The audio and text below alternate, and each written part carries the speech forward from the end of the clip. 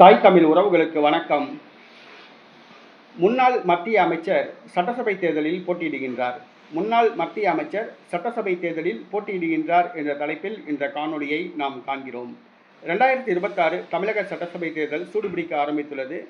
திமுக, அதிமுக கூட்டணிகளில் தொகுதி பங்கீடு இறுதி வடிவம் பெறக்கூடிய சூழ்நிலை உள்ளது.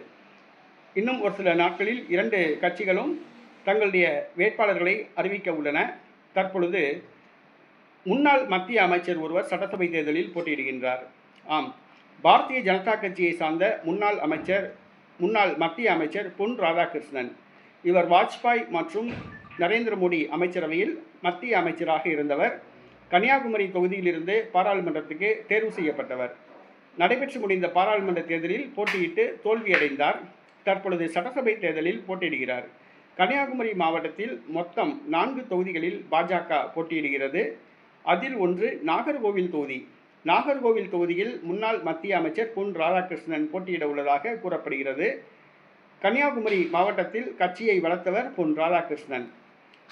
பாஜக அங்கு காலூன்றுவதற்கு காரணமே பொன் ராதாகிருஷ்ணனுடைய அர்ப்பணிப்பு தான் காரணம். தற்பொழுது பொன் ராதாகிருஷ்ணன் வயது 70 வயதுக்கு மேலாகிவிட்டது. அவருக்கு கடைசி வாய்ப்பாக கூட இது இருக்கலாம்.